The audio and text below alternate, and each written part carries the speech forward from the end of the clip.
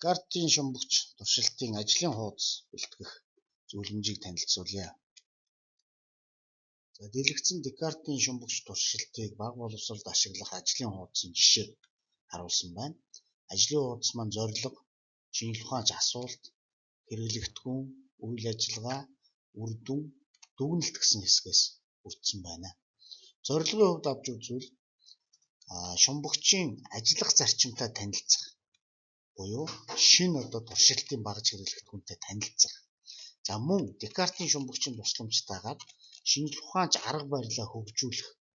Өөрөөр хэлбэл шинжилэн судлах алхмуудын тодорхой алхмуудад төвлөрч үүнийг нь хөгжүүлэх ийм зорилгыг агуулж болно. За шинжлэх ухаанч асуулт буюу өмнөх төсөөллийг илрүүлэх. За мөн сонирхлыг татах, сэтэлжүүлэх ийм асуулт байгаа. За энд бол загас хэрхэн усанд шумбдаг вэ? За мөн шумбагч онгоц хэрхэн шумбдаг вэ гэсэн ийм асуултыг тавьж болох нь. За ингээд сурагчдын өмнөх төсөөллийг талаар үндсэн ойлголттой болж тэрнийг залруулах. За мөн ерөнхий мэдээлэлтэй болсны дараа хэрэглэгдэхүүнээ танилцуулна.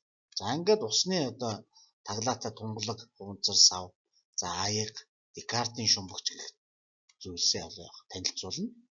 За үүнийхээ дараа үйл ажиллагаанд орно. Үйл ажиллагаан дээр бага боловсролын хувьд ерөнхийдөө алхамчилсан үйл ажиллагааг шууд өгч болно. За ингэснээр цаг хугацаа хэмнэхээс гадна гол зорилгынхоо асуудалдаа төвлөрөх ийм боломжийг олгодог. За ингээд үйл ажиллагааны хүрээнд туршилтаа бэлтгэж, туршилтаа хийсний дараа яг юуг ажиглах вэ? Юу хэмжих вэ? Ямар таамаглалд дэвшүүлэх вэ гэдгийг анхаарлаа хандуулах ёстой. За энд жишээлбэл устай савыг шахвал юу болох вэ? Устай савыг суллахад юу болох вэ?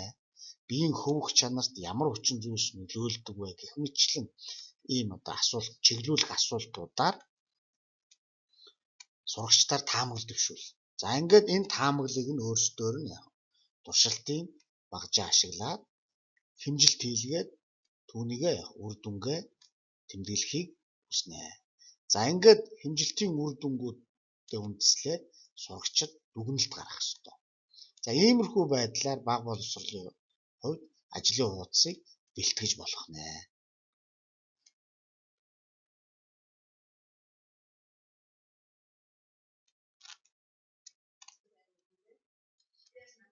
За дэлгэцэн Декартийн шумбагч туршилтыг физикийн хичээлд ашиглах ажлын хуудасны жишээг харуулсан байна.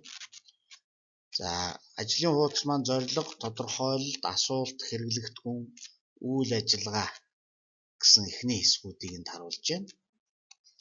За тэгэхээр энэ физикийн хичээл дээр Декартийн шумбагч туршилтыг ашиглахдаа тодорхой физик хэмжигдэхүүнүүд, физикийн хууль, зарчмуудыг ашиглан Декартийн шумбагчийн ажиллах зарчмыг ойлгох ийм үндсэн зорилготой. За ийм хүрээнд бол зорилгыг Паскалийн хууль, Архимедийн зарчмыг ойлголттой харуулах. За нягт, хөвөх чанар, даралтын талаарх ойлголтуудад үндэслэн Декартийн шумбагчийг хэрэглэх гэсэн ийм зорилгыг дэвшүүлсэн байна. Тодорхойлт хэсэгт Декартийн шумбагч туршилтын хэрэглэгдэх физик хэмжигдэхүүнүүд болон физикийн хууль, зүй, тогтол ойлголтуудын хүрээг хумхын тулд тодорхой физик хэмжигдэхүүнүүд болон ойлголтыг энд өгсөн байна. За энэ нь мөн сурагчдын өмнөх мэдлэгийг сэргээн санах. За өмнөх буруу болон ташаа төсөөллийг залруулах ийм зорилготой. За энийг бол заавал багш өгөх албагүй, энийг багш чиглүүлэх асуултуудаар бас хөтлөөд явах юм боломжтой.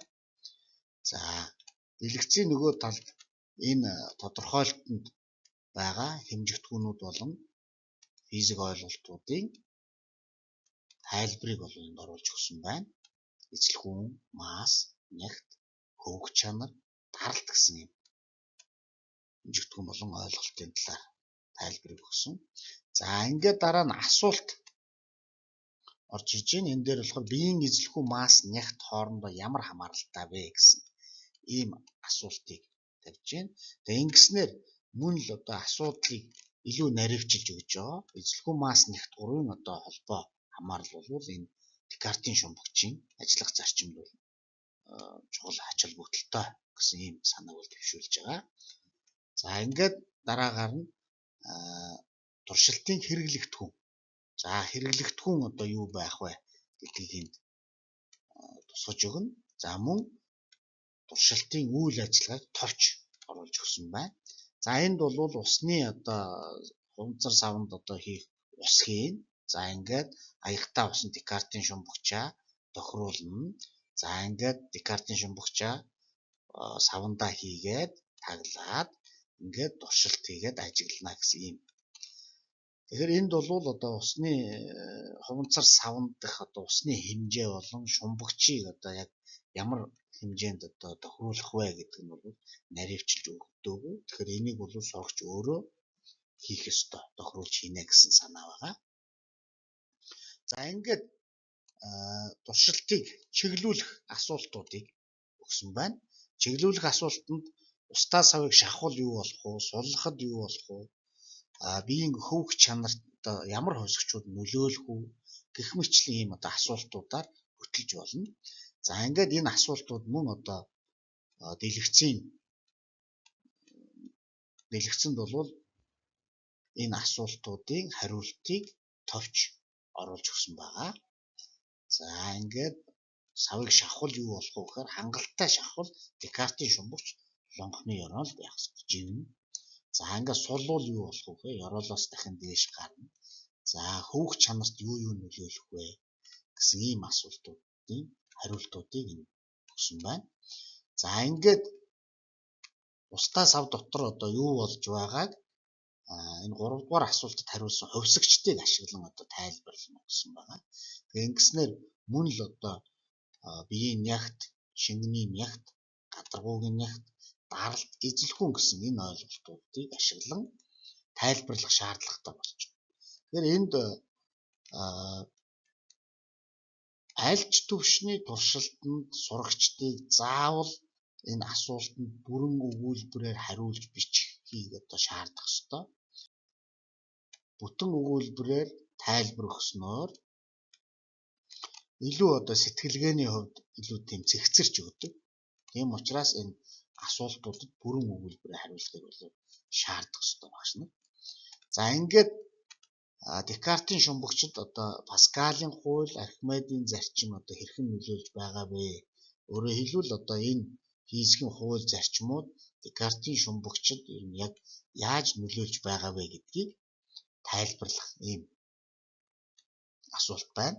За ингээд тайлбар өгсөний дараа өшөө наривчлаад тодорхой физикийн хуулийг одоо тохиромжтой хэлбэрээр яаж ашиглаж болох вэ гэсэн ийм асуулт орж ирж байна. За ингээд дараагаар нь нэмэлт байдлаар ер нь одоо ийм зарчмаар ингэж ажилдаг юм болвол энэ Декартийн шумбагчийн ажиллах зарчимтай адилхан байгаль дээр болон технологийн хувьд одоо энэ зарчмыг ашигладаг ямар зүйлс байна вэ гэсэн ийм одоо жишээ гаргах гэсэн ийм асуулт байж болно. За ингэснээр энэ зөвхөн одоо туршилтын хүрээгээр хязгаарлагдахгүй энэ зарчим хуулиуд юунд хаана хэрэглэгдэж байгаа вэ гэдгийг сурагч өөрсдөө хайж олох ийм одоо чадварыг шаардж байгаа маа. За энд бол жишээлбэл одоо загас тэр дундаа одоо ястай загаснуудын одоо усанд одоо хөвөх болон живэх шумбах чадвар. За мөн одоо усан шумбагчдын хэрэгэлдэг одоо шумбалтын одоо төхөөрөмжүүдийн ажиллах зарчмын талаар сурагчид бүхий л одоо боломжит их сурвалжууд ашиглан энэ асуултанд хариулах боломжтой юм аа. За иймэрхүү байдлаар ажлын хуудсыг бид бүхэн одоо бэлтгэх боломжтой байгаа. Тэгэхээр манай пэйж хуудсанд одоо энэ ажлын хуудсууд болон энэ ажлын хуудсуудын тайлбарыг файл хэлбэрээр оруулсан байгаа. Тэгэхээр та бүхэн түүнийг авч ашиглах, сургалтандаа хэрэглэх бүрэн боломжтой юм аа.